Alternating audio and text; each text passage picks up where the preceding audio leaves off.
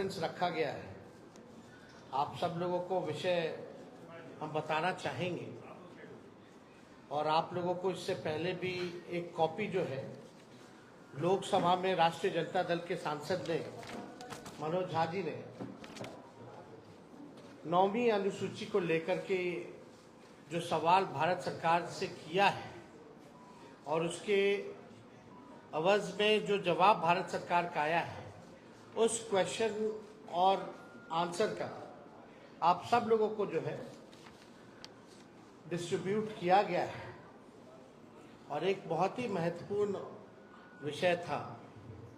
कि भाई जो महागठबंधन की सरकार ने, बिहार सरकार ने जाति आधारित गणना करा करके आरक्षण जो है पिछड़ों का, अति पिछड़ों का, दलितों का, आदिवासियों का 65% किया और 10% EWS को एज इट इज रखा। यानी देश के इतिहास में पहली बार किसी राज्य ने जाति आधारित गणना कराई और आरक्षण की सीमा जो है 75% लेकर के गई। एक ऐतिहासिक निर्णय था और उसके बाद भी हम लोगों का आशंका थी कि भाजपा के लोग किसी न किसी तरीके से जिस प्रकार से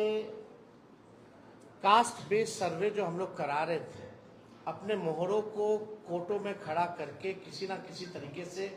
डिले कराएंगे या ये होने नहीं देंगे, ये आशंका हम लोगों को पहले भी थी। इसलिए तत्कालीन जब हम लोगों की सरकार थी, हम उप मुख्यमंत्री थे, तो हमारे नेतृत्व में ही प्रेस कॉन्फ्रेंस हुआ था कैबिनेट निर्णय के बाद, और कैबिनेट ने हम लोगों ने रिकमेंड किया था भारत सरकार को कि जो आरक्षण की सीमा जो महागठबंधन सरकार ने बढ़ाया है पिछड़े, अति पिछड़े, दलित, आदिवासियों का, इसको शेड्यूल 9 में भारत सरकार जो है वो डाले। उस प्रेस कॉन्फ्रेंस में जनता दल यूनाइटेड के भी वरिष्ठ नेता लोग भी शामिल हुए थे मेरे नेतृत्व में, और ये बात स्पष्ट रूप से हम लोगों ने कहा था कि जो रिकमेंडेशन बिहार सरकार ने दिया है उसको तमिलनाडु के तर्ज पर, जो आरक्षण तमिलनाडु का शेड्यूल 9 में है, इससे कोई भी आरक्षण पे छेड़खानी नहीं हो सकती है, इसलिए इसको भी बिहार को उस तर्ज पे शेड्यूल 9 में डाला जाए। आप सब लोगों को पता है कि हमारे प्रस्ताव पर सभी दल के प्रतिनिधि मंडल प्रधानमंत्री से भी मिले, उस समय भी मना कर दिया गया। तो हम लोगों का संकल्प था और राष्ट्रीय जनता दल की पूरी लड़ाई सड़कों पर भी पहले भी हुई थी कि भाई जातीय गणना जो है पूरे देश में होनी चाहिए। लेकिन जब हम लोग सत्ता में आए, 17 महीने जब हम लोग सरकार में रहे, तो इस काम को हम लोगों ने किया, लागू किया। और हम लोग शुरू से कहते थे कि भाजपा जातीय गणना के खिलाफ है।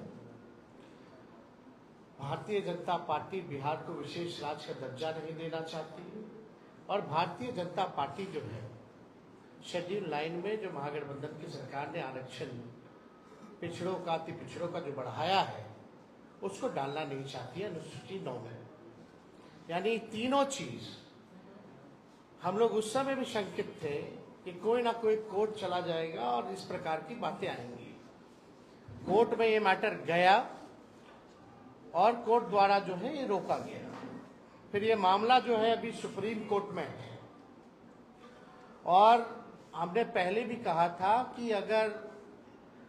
अनुसूची 9 में इसको नहीं डाला जाएगा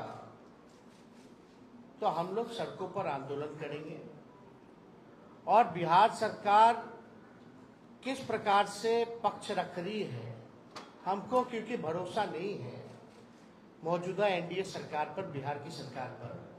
क्योंकि भाजपा जो है उसमें बड़ी पार्टनर, और चाहे केंद्र में हो या बिहार में एनडीए की सरकार है। और मुझे पूरा भरोसा है कि एनडीए की सरकार चाहे बिहार वाली हो या देश में हो, ये नहीं चाहते हैं कि जो आरक्षण की सीमा बढ़ाई गई है उसको अनुसूची 9 में डालें। तो हम लोगों का पहले भी कहे थे कि हम लोग इसमें सुप्रीम कोर्ट में हम लोग जाएंगे, और हम लोग केवल इंतजार कर रहे थे भारत सरकार की जवाब का, जो कि स्पष्ट रूप से ये जवाब आप लोगों के समक्ष मिला है। इसमें यही सवाल पूछा गया था कि भाई क्या आरक्षण आप बढ़ाइएगा अनुसूची में 9 में, स्पेसिफिकली जो है बिहार के शेड्यूल 9 में आप डालिएगा कि नहीं डालिएगा।